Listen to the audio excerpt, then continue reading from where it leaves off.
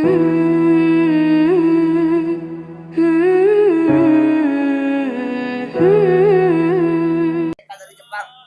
telah merdeka dari Jepang, kita telah merdeka dari Belanda, kita telah merdeka dari penjajah, tapi kita belum merdeka dari 9 naga. Betul?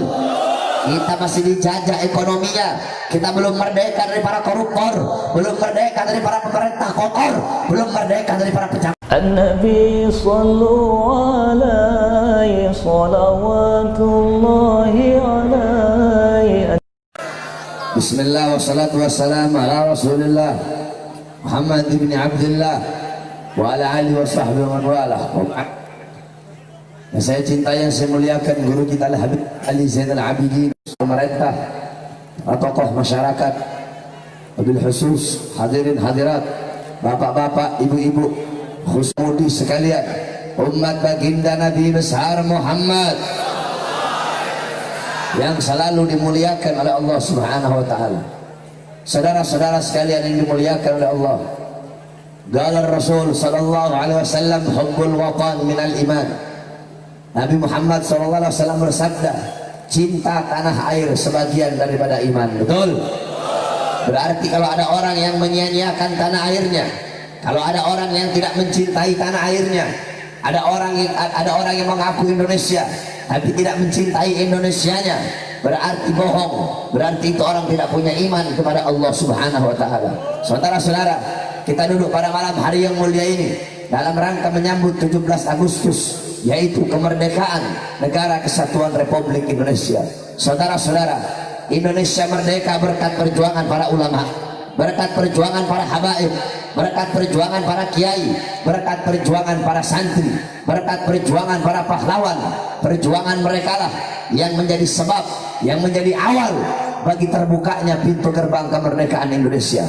Saudara-saudara sekalian yang dimuliakan oleh Allah, waktu itu belum ada tentara, waktu itu belum ada polisi, belum ada Indonesia, belum ada negara, belum ada pemerintahan, belum ada anggota dewan, belum ada presiden.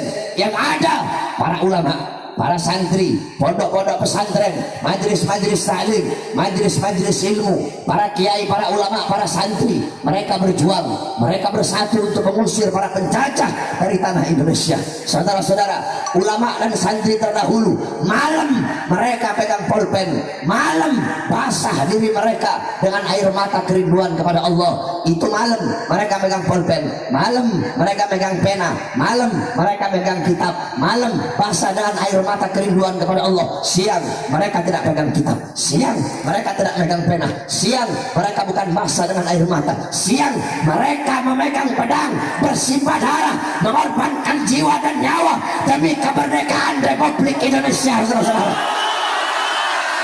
oleh karena lihat para santri-santri kita, para santri, tanamkan dalam diri kita jiwa-jiwa dan ruh para santri-santri dan ulama, para pejuang-pejuang terdahulu. Saudara-saudara, sekarang memang Indonesia telah merdeka. Kita telah merdeka dari Jepang, kita telah merdeka dari Belanda, kita telah merdeka dari penjajah, tapi kita belum merdeka dari 9 naga. Betul? Kita masih dijajah ekonominya, kita belum merdeka dari para koruptor, belum merdeka dari para pemerintah kotor, belum merdeka dari para pejabat yang zalim. Kita telah merdeka dari penjajah Jepang, kita telah merdeka dari Belanda, tapi kita belum merdeka dari maksiat, belum merdeka dari mungkarat, belum merdeka dari dhalalat, belum merdeka dari sayyi'at. Oleh karenanya saudara-saudara sekalian yang dimuliakan oleh Allah, khususnya para pemuda-pemudi Indonesia, berjuanglah engkau untuk bangsa, berjuanglah engkau untuk Indonesia, berjuanglah engkau untuk merah putih. Syubbanul yum rijalul ghad, pemuda masa kini adalah pemimpin masa depan. Engkau adalah ujung harapan bangsa, engkau ujung tombak bangsa, engkau adalah benteng bangsa Indonesia. Baik buruknya bangsa, baik bagusnya Indonesia, rusak atau bagusnya Indonesia ke depan berada di tangan kalian. Kalau anak-anak mudanya baik, taat, patuh, tunduk kepada Allah, Indonesia kita akan baik, akan mendapatkan pemimpin yang baik, dan agama akan dipegang oleh orang-orang yang baik. Tapi kalau anak-anak mudanya rusak, anak-anak mudanya melacur, anak-anak mudanya narkoba, anak-anak mudanya mabuk-mabukan, maka besok Indonesia kita akan rusak, besok bangsa kita akan rusak. dan negara kita akan rusak. Oleh karenanya, wahai para pemuda-pemudi Islam, wahai para santri-santri, merdekakan Indonesia dari para pejuang pejabat, dari para pemerintah-pemerintah yang kotor, dari para pejabat-pejabat yang zalim. Saudara-saudara, para pahlawan zaman dahulu, mereka mengorbankan jiwa dan nyawa untuk memerdekakan bangsa. Kalau pejabat-pejabat sekarang, mereka mengorbankan bangsa, mengorbankan negara, mengorbankan rakyat demi kepentingan perut dan partainya. Betul? Pahlawan zaman dulu, mereka mengorbankan jiwa, nyawa, darah, harta untuk memerdekakan bangsa. Pejabat-pejabat sekarang, mereka bukan berkorban untuk negara, tetapi negara yang mereka korbankan untuk urusan perutnya. Bangsa yang jadi korban, rakyat yang jadi korban, Indonesia yang jadi korban. Mereka hidup senang, mereka hidup kenyang, rakyat mati kelaparan, rakyat susah, rakyat menderita. Oleh karenanya, wahai para pemuda-pemudi Indonesia, sekarang bukan saatnya bagi kalian untuk bermain-main, bukan saatnya bagi kalian untuk bercanda-bercanda. Sekarang saatnya bagi kita untuk bangkit. Kenapa? Karena kalian satu-satunya, kita para santri, para pemuda-pemudi Islam yang tidak bisa dijual, tidak bisa dibeli oleh orang-orang Cina, tidak bisa dibeli oleh orang-orang komunis, tidak bisa dibeli, tidak bisa disogok oleh para taipan-taipan. Presiden bisa mereka beli. Bagi orang-orang yang ingin merampok harta rakyat, bagi orang-orang yang ingin merusak Indonesia, presiden bisa dibeli, tentara bisa mereka beli, polisi bisa mereka beli, menteri bisa mereka beli. Tetapi mereka lupa, mereka lalai bahwasanya di tanah Indonesia masih tegak berdiri kami para pemuda-pemudi Islam, kami para santri-santri. Demi Allah, kami bersumpah demi Indonesia, selama kami masih tegak berdiri di tanah Indonesia, kami bernafas di tanah Indonesia, maka selama itu juga kami tidak akan pernah bisa dibeli sampai hari kiamat. Yang hak kita sampaikan hak, betul. Yang benar kita sampaikan benar, betul. Oleh karenanya sampaikan kebenaran. Afdalul jihad kalimatu haqqin, wa fi riwayah kalimatu adlin inna sultanin ja'ir. Jihad yang paling utama, jihad yang paling bagus, jihad yang paling baik adalah menyampaikan kebenaran kepada para pejabat-pejabat yang zalim. Oleh karenanya, wahai para pemuda-pemudi Islam, jangan pernah engkau takut, bersatu, berkorban untuk Indonesia ke depan, agar besok 2019 kita mendapatkan pemimpin yang baik, pemimpin yang adil, pemimpin yang amanah. Berjuanglah, merdekakanlah Indonesia. Wahai Indonesiaku, wahai para pahlawanku yang telah berjuang untuk Indonesia, wahai Bung Karno, hai Bung Karno, hai Bung Hatta, dengarkan kami rakyatmu. Wahai Bung Karno, wahai Bung Hatta, wahai Jenderal Sudirman, wahai Kapten Pattimura, wahai para pahlawan-pahlawan Indonesia, kalian berjuang untuk bangsa, kalian mengorbankan jiwa kalian untuk merdekanya Indonesia. Tetapi coba kalian lihat pejabat-pejabat sekarang, bukankah kalian berkata bahwasanya kalian titip ini negara, kalian titip ini negeri, kalian titip ini bangsa kepada mereka, tetapi mereka yang kalian berikan amanah, mereka khianat. Wahai Bung Karno, dengarkan suara kami rakyatmu dari dalam kuburmu. Wahai Bung Karno, engkau punya anak Megawati. Bung Karno, dia berkata bahwasanya dia tidak butuh kepada Islam, dia selalu menyerang Islam, dia ingin memenjarakan para ulama. Wahai Bung Karno, dengarlah suara kami rakyatmu, suara rakyat, suara Indonesia, suara merah putih. Wahai para pahlawan, pejabat-pejabat sekarang, mereka hidup tenang, hidup nyenyak, hidup senang. Mereka tidur di atas kasur-kasur tinggi bagaikan kaisar, mobil mereka mewah, rumah mereka besar. Padahal kalian berjuang mati-matian, kalian berdarah, kalian berkeringat untuk bangsa dan negara. Tetapi coba kalian lihat, mereka orang-orang yang mengaku sebagai penerus kalian, mereka pejabat-pejabat sekarang, mereka biarkan rakyat kelaparan, mereka biarkan rakyat mereka pengangguran, tenaga kerja mereka impor dari asing, utang semakin banyak, mereka jual bangsa, mereka jual rakyat, mereka jual aset-aset negara, mereka jual kekayaan alam Indonesia. Wahai Indonesiaku, wahai merah putihku, demi Allah, bebaskanlah dirimu. Wahai merah putih, bebaskanlah dirimu dari maksiat, dari mungkarat, dari para koruptor, dari para pejabat-pejabat yang zalim. Wahai Garudaku, merdekakanlah dirimu, bebaskan dirimu dari cengkraman sang naga. Wahai Garuda, terbanglah engkau meninggi di tempat yang tinggi, tunjukkan keperkasaanmu. Wahai Garuda, engkau dibuat oleh Sultan Syarif Hamid Al-Gadri sebagai lambang keperkasaan, sebagai lambang kekuatan, sebagai lambang yang tinggi. Hanya Indonesia lambang Garuda yang bikin Sultan Hamid Al-Gadri sebagai bapak beliau adalah orang soleh, cucunya ulama. Kenapa dibikin lambang Garuda? Sebagai bukti akan ketinggian Indonesia, keperkasaan Indonesia, kekuatan Indonesia. Sekarang Garuda telah dibeli oleh siapa? Oleh sang naga. Garuda dicengkram oleh sang naga.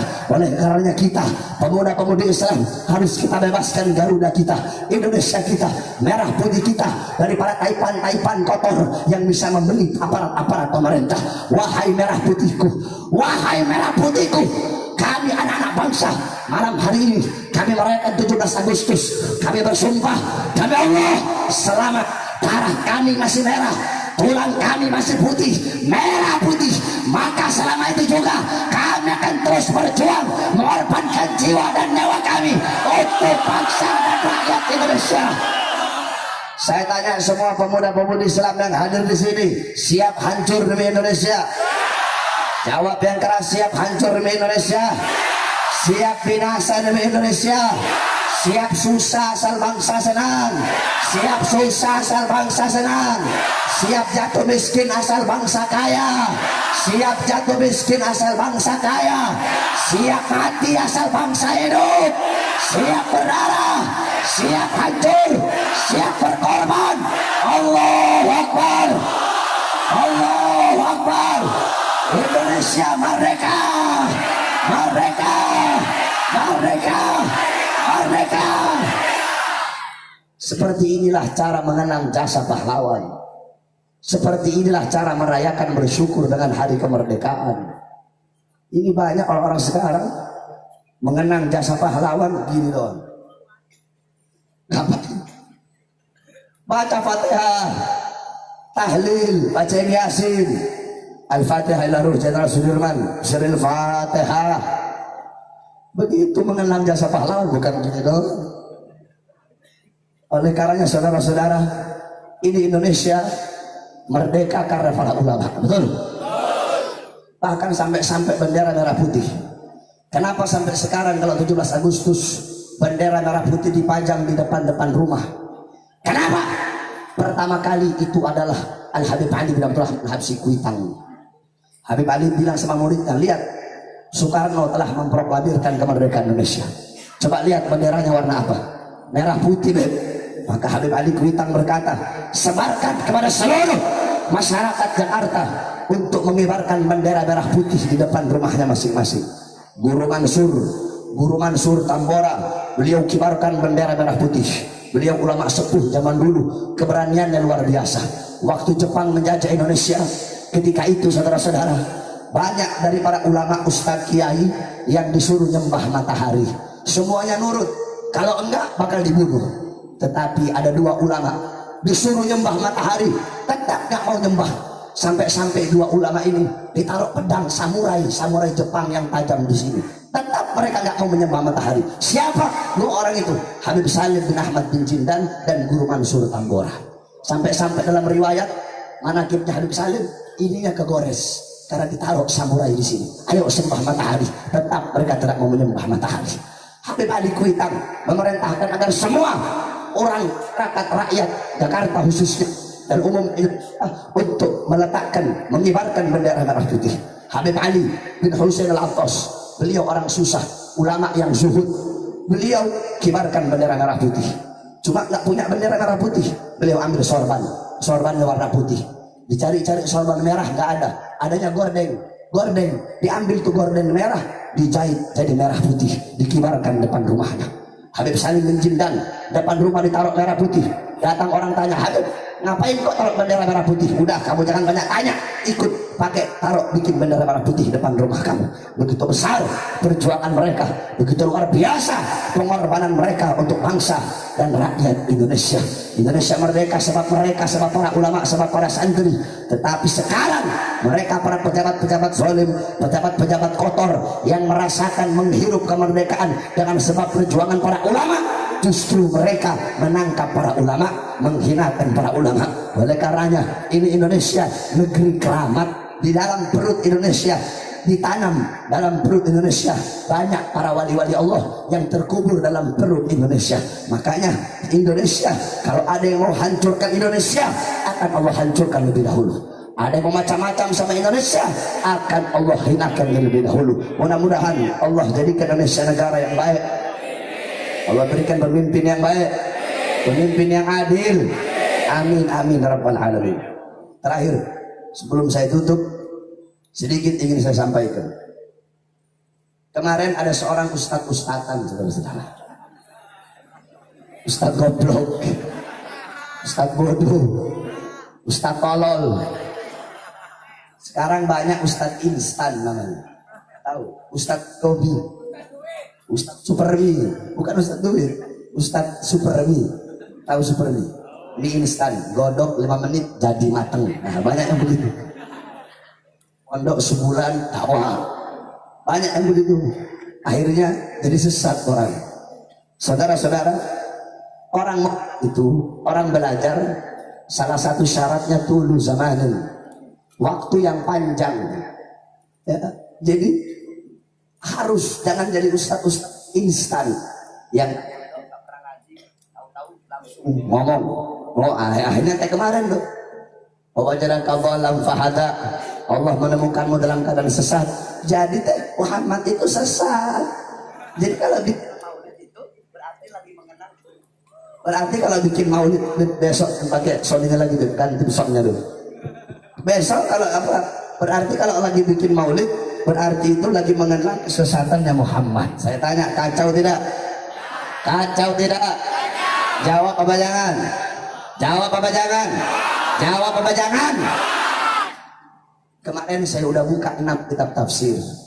Kamu lihat aja di Instagram deh. Udah saya post di Instagram saya. Saya Pak Hardik Smith.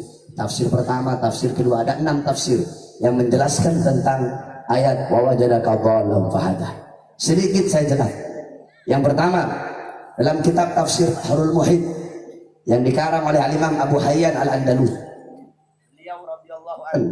Beliau berkata, wa wajadaka qawluhu wa wajadaka dhalam fahada la yumkin hamalahu ala dhalal alladhi yuqabilahu al-huda li'anna al-anbiya ma'sumun min dhalik. Beliau Al-Imam Abu Hayyan Al-Andalusi, beliau berkata, wa wajadaka dhalam fahada, Allah menemukanmu dalam keadaan tersesat. Ini ayat tidak boleh dimaknai bahwasanya Nabi Muhammad itu sesat, tersesat, tidak boleh. Yang dimana lawannya sesat itu adalah petunjuk. Li'annal anbiya, karena para nabi itu maksumun min dzalik, mereka orang-orang yang suci, orang-orang yang bersih daripada kesesatan. Wa wajadaka ai, kata beliau, wa wajadaka, dan Allah menemukanmu ai, maksudnya apa?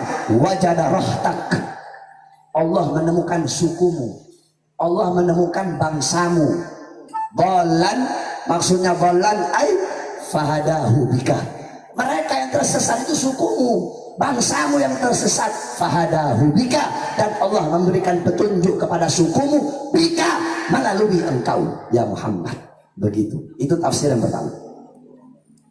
Tafsir yang kedua, dalam tafsir Madarikut Tanzil karangan Imam Abdul Barakat Al-Imam An-Nasafi, qauluhu wa wajadaka dhalam fahada la yajuz an yafhama, beliau bilang tidak boleh untuk memaknai ini ayat bidhalal, tidak boleh memaknai ini ayat dengan kesesatan, bahwasanya Nabi Muhammad itu sesat, yakni udulu an haqqin, ya Nabi Muhammad itu melenceng dari kebenaran, melenceng dari kebenaran, wa wuqu'i fi ghayyin, bahwasanya Nabi Muhammad itu terjatuh dalam kesesatan. La yajuz, tidak boleh memaknai ini ayat seperti itu, kata beliau. Tidak boleh memaknai ini ayat Nabi Muhammad itu melenceng dari kebenaran. Wa muqoyan ghayyib. Dan Nabi Muhammad itu terjerumus jatuh dalam kesesatan. Tidak boleh. Kenapa? Li'annal anbiya ma'sumun qabla nubuwwati wa ba'da nubuwwati. Karena para nabi, karena para rasul, mereka itu orang-orang yang suci sebelum masa kenabian dan sesudah kenabian. Wahum ma'sumun min sifatil jahli, wahum ma'sumun, dan mereka orang-orang yang suci daripada kebodohan, min sifatillah wa tauhidi, daripada bodoh akan sifat-sifat Allah dan bodoh akan tauhid kepada Allah. Jadi Nabi dan Rasul mereka akhir dalam keadaan beriman kepada Allah. Yakni dalam tafsir Al-Imam Jamaluddin, nasya'u wulidu wa nasya'u alal iman wa tauhid. Mereka para nabi, para rasul, mereka itu dilahirkan, wa nasya'u, dan mereka itu tumbuh alal iman, atas keimanan, wa tauhid, dan tauhid. Wa hum ma'sumun min ibadatil authan, dan mereka orang-orang yang bersih, orang-orang yang suci daripada penyembahan berhala. Wa qaturati ahlul fiski wal isyan, dan mereka orang-orang yang suci, orang-orang yang bersih daripada orang-orang yang bergaul dengan orang-orang fasik dan orang-orang yang suka bermaksiat. Dalam tafsir yang lain dikatakan bahwasanya gauluhu wa wajadaka dhalan, Allah menemukanmu dalam keadaan tersesat. Al-murad, yakni al-murad laisa ittiba'ul batil. Maknanya, maksudnya dhalal di sini laisa al-murad bil dhalal ittiba'ul batil.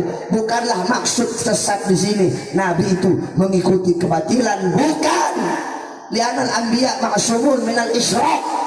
Karena para nabi, para rasul, mereka orang-orang yang suci daripada kesyirikan. Far Rasul sallallahu alaihi wasallam, dan Nabi Muhammad SAW qabla nubuwwatihi, sebelum masa kenabiannya, mu'minan bi rabbih wa mu'taqidan bi tauhidih.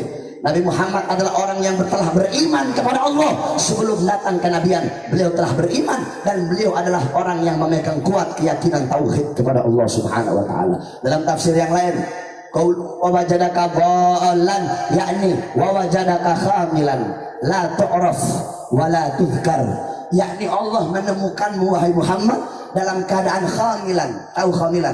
Khamilan itu orang yang nggak dikenal, orang yang tidak dikenal.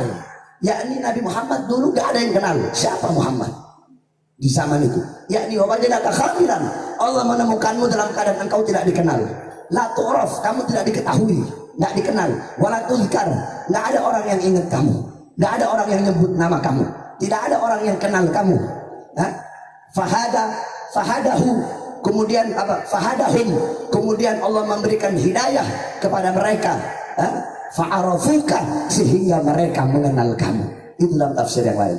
Dalam tafsir yang lain, Al-Imam Abdullah bin Abbas, yakni wajadaka dhalan fahada dhalaluhu fi sigharihi fi syi'abil Makkah faraddahu Allah ila jaddihi Abi Thalib.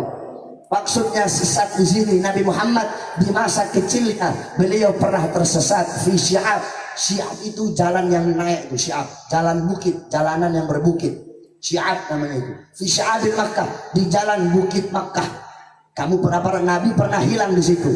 Nah, kemudian faradahullahu, Allah Subhanahu wa taala mengembalikan beliau ila jaddi Abu Thalib, kepada kakeknya Abu Thalib. Wakila, ada juga yang berkata dhalaluhu min Halimah murdiathu. Beliau hilang dari pelukan Halimatus Sa'diyah, yakni ibu susuan beliau. Dan dalam tafsir, ini yang paling sahih, dalam tafsir Ma'alimut Tanzil Al-Imam Baghawi, kami para habaib dari semua tafsir yang paling kami berpegang teguh yaitu tafsir Ma'alimut Tanzil karangan Imam Baghawi. Gauluhu wa wajadaka dhalam fahada, maksudnya apa? Diceritakan kama qala Sa'id ibn Musayyib, sebagaimana berkata Sa'id ibn Musayyib, karena Rasulullah sallallahu alaihi wasallam, ada pada satu waktu Nabi Muhammad sallallahu alaihi wasallam kharaja ila Syam, beliau keluar ke Syam bersama pamannya yaitu Abu Thalib, fi qafilah Maisarah ghulamul Khadijah. Beliau keluar ke Syam bersama pamannya dengan iring-iringan qafilah, iring-iringan rombongan bersama rombongan Maisarah. Nah, dzatal lailah ghulama, pada satu malam itu malam yang sangat gelap. Fa huwa raqibun naqah, Dan Nabi Muhammad ketika itu mengendarai onta betina, anaqah, onta betina. Faja'a iblis. Di satu malam yang gelap itu tiba-tiba iblis, tiba-tiba datang iblis. Fa'akhadha zimaman naqah. Kemudian iblis mengambil zimam, tali kekang itu onta. Jadi tali kekang itu onta diambil sama iblis. Adalahu anil tariq, yakni iblis ingin menyesatkan Nabi dari jalan. Jadi Nabi lagi jalan bersama kakeknya. Nah, tali kekang ini onta diambil sama iblis. Jadi ini onta mau dibelokin, mau disalah jalain, mau disesatin sama iblis. Faja'a Jibril, kemudian datang Jibril alaihissalam. Fanafakha Jibril wa iblisa, kemudian Jibril meniup iblis. Jadi iblis ditiup sama Jibril. Nafkhatan waqa'a minha ila waqa'a bihi ila al-Habasyah, yang dimana dengan tiupan itu membuat iblis jatuh terlempar sampai ke negeri Habasyah. Faraddahu ilal kafilah. Kemudian Jibril mengembalikan Nabi Muhammad kepada kafilah, kepada rombongan Maisarah. Ini maksud daripada ayat wa wajadaka dhallan fahda. Jadi nggak mungkin Nabi itu sesat, nggak mungkin. Ini Ustadz goblok. Makanya belajar tafsir, jangan asal-asalan. Ya, makanya mondok, yang sok-sokan. Udah goblok nggak tahu lagi kalau dirinya goblok. Makanya dikatakan rajulun arba, laki-laki itu ada 4. Perhatikan, laki-laki itu ada 4, manusia itu ada 4. Pertama, rajulun yadri wa yadri annahu yadri. Yang pertama adalah seorang laki-laki yang tahu dan dia tahu kalau dirinya itu tahu. Jadi laki-laki pertama ini dia pinter, alim, pinter, dan dia tahu kalau dirinya itu pinter. Fadzaka alim, ini orang alim. Ini orang, ikuti yang pertama, orang yang tahu dan dia tahu kalau dirinya tahu. Yang kedua, rajulun yadri wala yadri annahu yadri. Yang kedua, seorang laki-laki yang tahu tapi dia tidak tahu kalau dirinya itu tahu. Jadi dia ini alim, berilmu, tapi dia nggak sadar kalau dia itu berilmu. Fadzaka ghafil, ini orang lalai, orang yang lupa, lagi tidur, banguni dia. Kamu itu berilmu, dakwah. Nah, yang ketiga, rajulun la yadri wa yadri annahu la yadri. Laki-laki yang ketiga, laki-laki yang bodoh. Dia nggak tahu, tapi dia sadar tahu kalau dirinya itu tidak tahu. Jadi bodoh, tapi sadar kalau dirinya bodoh. Fadzaka mustarsyidun. Ini orang yang butuh petunjuk, maka kasih dia petunjuk. Nah, yang keempat ini, yang keempat siapa? Rajulun la yadri wa la yadri annahu la yadri. Orang bodoh, orang goblok, tolol, tapi dia nggak tahu kalau dirinya bodoh, nggak tahu kalau dirinya tolol, nggak tahu kalau dirinya goblok. Mungkin Ustadz kemarin itu masuknya yang keempat ini, saudara-saudara. Kalau kata santri, jahil murakkab, goblok yang tersusun. Dibilang batu bukan batu, bukan batu. Terus apa, Beb? Hajar, fauqal hajar, batu di atas batu. Nah itu. Ya, makanya dikatakan ahlakan nas rajulani. Yang bisa mencelakakan manusia itu ada 2 orang. Siapa? Nisfu tabibin wa nisfu alimin. Dokter yang setengah-setengah sama orang alim yang setengah-setengah. Kayak alim setengah-setengah ini, sok-sok alim. Rajula ahlakan nas rajulani. Yang bisa mencelakai manusia 2 orang. Siapa? Pertama nisfu tabibin, setengah-setengah dokter, setengah enggak. Kenapa bisa mencelakakan manusia? Takutnya salah kasih obat. Nanti orang sakit kepala dikasih pil KB sama dia. Orang sakit perut nanti dikasih obat sakit kepala. Terus salah diagnosa. Kenapa? Setengah-setengah ilmu kedokterannya. Ya, orang sakit jantung dibilang sakit lambung. Akhirnya banyak orang sekarang mati bukan gara-gara penyakit. Gara-gara apa? Gara-gara kepikiran. Padahal dia nggak sakit. Berapa banyak dokter-dokter yang tukang bohong. Perempuan harusnya hamil bisa normal, cuma dibikin jadi sesar. Banyak terjadi. Harusnya bisa normal. Kalau normal kan nggak dapat duit banyak mereka, paling 1 juta. Kalau sesar bisa dapat 20 juta. Akhirnya apa? Bohong. Oh, ini bayinya kelilit tali pusar. Oh, ini bayinya nyungsang. Ini bayinya ketubannya ini begini-begini. Lah banyak bohongnya. Ya, dokter yang setengah-setengah. Yang kedua, nisbu alim. Yang bisa mencelakakan manusia orang alim yang setengah-setengah ilmunya. Kenapa? Dikhawatirkan bisa menyesatkan orang. Kayak kemarin Bu, wajadaka dhalam fahada. Ya, Allah menemukanmu dalam keadaan tersesat, kemudian Allah berikan petunjuk. Nah, dia bilang apa? Oh, dulu Muhammad itu sesat. Nah, nisfu alimin. Ya. Kalau kata saya bukan nisfu alimin, jahil. Nggak ada alim-alimnya itu orang kayak begitu itu. Oleh karena mudah-mudahan Allah berikan hidayah, Allah beri petunjuk. Dan saya wasiatkan, saya bukan ulama, bukan. Saya santri. Sampai sekarang tetap santri. Ya. Nah, para ulama, para habaib, para kiai, jangan pernah malu untuk berkata wallahu a'lam. Jangan pernah malu untuk berkata aku tidak tahu. Idza su'ila amma lam ta'lam. Kalau engkau ditanya satu pertanyaan, kemudian engkau tidak tahu, kamu nggak tahu jawabannya, jawab la adri, saya nggak tahu. Atau jawab wallahu a'lam, Allah yang maha tahu. Daripada kamu jawab asal-asalan, gengsi. Kalau nggak jawab gengsi, jangan gengsi. Imam Nawawi udah bilang, kalau ada orang alim yang berkata wallahu a'lam, idza su'ila amma lam ya'lam, ada orang alim dia berkata Allah yang maha tahu, atau berkata aku tidak tahu. Ketika ditanya satu masalah dia tidak tahu, kemudian dia jawab aku tidak tahu, itu tidak akan menjatuhkan derajatnya. Bal hadza dalilun, tapi itu adalah dalil, itu adalah bukti yang menunjukkan atas ketinggian ma'rifatnya. Imam Malik pernah ditanya 95 pertanyaan, apa 90 pertanyaan kalau nggak salah. Ditanya 90 pertanyaan, dia cuma jawab 5. Sisanya beliau jawab apa? Wallahu a'lam. Imam Haramain kurang alim apa? Imam Haramain Al-Juwaini. Tapi pernah ketika ditanya satu pertanyaan, beliau jawab wallahu a'lam. Jadi jangan pernah malu, mentang-mentang udah terkenal di sosmed, semua dijawab. Kayak kemarin tuh, wajadaka dhalam fahada. Ustaz apa sih namanya itu? Saya nggak tahu saya. Ustaz-ustaz yang goblok-goblok, ustaz-ustaz yang suka nggak punya adab sama Nabi itu saya nggak kenal ustaz-ustaz kayak begitu. Saya kenal itu ustaz-ustaz yang akhlaknya masya Allah. Udah gitu manggil Rasulullah Muhammad. Setan, goblok, bodoh, iblis, jahanam. Manggil Rasulullah Muhammad, kurang ajar. Mudah-mudahan Allah kasih petunjuk. Amin. Orang kayak begitu nggak bisa debat. Kenapa? Goblok. Kamu ngapain debat sama orang goblok? Terus diajak apa? Ajak berantem terus. Mudah-mudahan Allah panjangkan guru kita Habib Ali Al-Idrus, Habib Yusuf bin Syahab, beserta para habaib yang lain. Amin ya rabbal alamin. Rabbi fa'al barakatihim wa ahlina al-husna bi hurmatihim wa aminna fi tariqatihim wa ma'afati min al-fitani. Wa sallallahu alaihi wasallam Muhammad wa ala alihi wa sahbihi wa barik wa sallam. Alhamdulillah rabbil alamin. Wal 'afu minkum. Wassalamu alaikum warahmatullahi wabarakatuh.